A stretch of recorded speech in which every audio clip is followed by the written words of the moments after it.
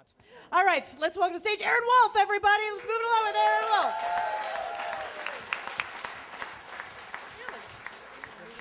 Yes, we do.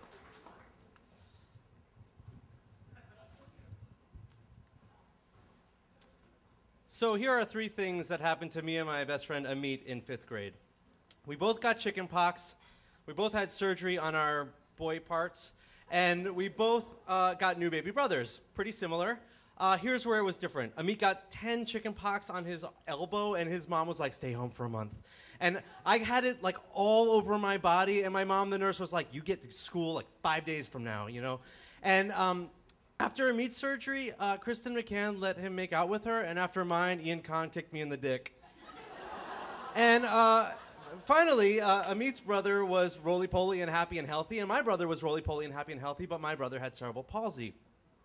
And so, pretty similar, but that symmetry that we both recognized immediately, like, oh, this is so weird that this is happening to both of us, I knew in my heart of hearts was completely different. And I became obsessed with cataloging the differences in these kind of weird symmetries that we would have, and I kept trying to catch up to it my whole life. We like the same music, we like the same books. When he told me that he was obsessed with the movie Papillon, I was like, oh yeah, totally, me too, I love that movie. And like, I wanted to catch up, I wanted to be equal to Amit. And eventually, we graduated high school. We both went to Israel to live on a kibbutz for a year. And the first week on kibbutz, we met a girl named Kim from Australia, and we both fell in love with her, though he didn't know that at all. And I don't think he knew that until like a few days ago.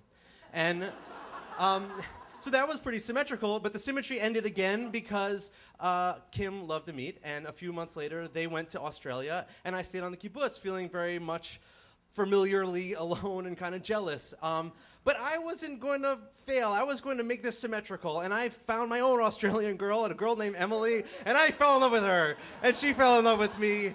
But I knew it was a consolation prize. Amit got 5 months in Sydney, and I got 5 days in Jerusalem, and then I had to come home. That fall, we both went to college, 10 minutes away from each other. We both dropped out the second semester, and we both moved back to New York City, and we both got jobs at the Borders Books and Music at the World Trade Center.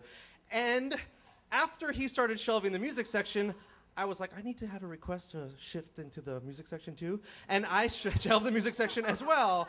But again, I couldn't help but like notice all the differences and all the inconsistencies. And they were tiny at that point. They were really, really small. Like, he shelved women's music and world music, which is not particularly cool, but I shelved Christian rock, which is really not cool.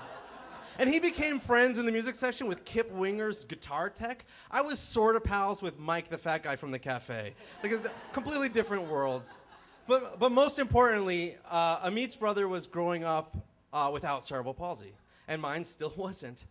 And at that point, you know, the symmetry came and it went for a while, and I went back up to Western Mass to try to finish school, and he went out to Oakland, and we were still kind of in orbit of each other, though we weren't quite in contact. And eventually the symmetry returned, and we found ourselves in our hometown, Teaneck, New Jersey, and for a summer living at our parents' house. And he said, hey, let's go check out a movie. And we went to this movie. And after the movie, went out to the parking lot and smoked cigarettes on the hoods of our parents' cars, both of which were Ford Taurus station wagons, which might have been symmetry, but it also might have been suburbia. So I don't know.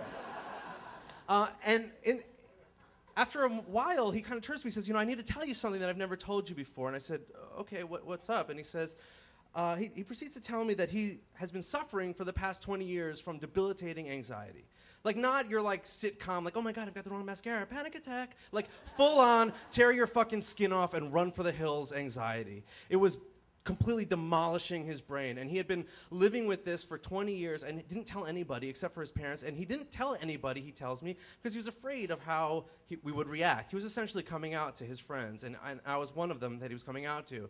And I could have said in that moment, oh my God, I love you, you're my brother, you're my best friend.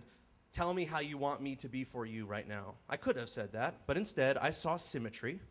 I saw him in his pain, and I was like, I know where my pain is. And I said, Amit, I gotta tell you, man, like, this whole fucking, like, 20 years, I don't feel like you really understand where my pain's been at, man. I don't think you understand, like, how much pain I've been feeling with my brother, and, like, I'm not sure you've been there for me throughout this whole time. You know, I've never really been able to communicate this either. And that was it. That was the end of our friendship. it wasn't like a big fight. It wasn't a big blowout or anything. It was simply symmetry and then not symmetry. It was just too exhausting for me to try to keep catching up, and it was too exhausting for him to keep being caught up to, I think. About 5 years ago, I invited him to my wedding. We were still kind of like in the same worlds, but we weren't friends anymore, really. And I invited him to my wedding because there was so much history between us, and I really wanted him to be there, and I wanted him to hold the chuppah, and he held one leg of the chuppah, and immediately we kind of reconnected. I mean, whatever was there when we were 9 was there when we were 29, you know? Like, we were just in love with each other still. And at the whole party, he was just kissing my face, and we were just dancing, and he's like, I love you, and I'm like, I love you too. And it was just so great. And we're friends now. He's here tonight. And there's tons of symmetry still in our life. There's tons.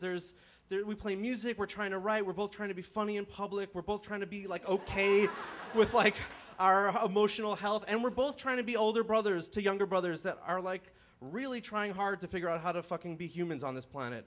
And the thing is, I can't speak for me, but I can speak for myself that though I sometimes get hung up on the symmetries of our life and the asymmetries of our life, we kind of, like, dismiss them now as stupid and kind of like, this is trivial. Because it's in conquering and in celebrating the asymmetries in life that real friendship is forged. Thanks.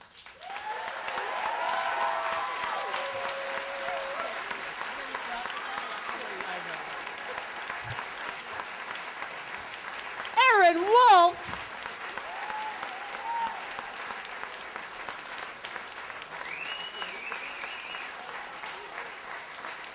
Oh my God.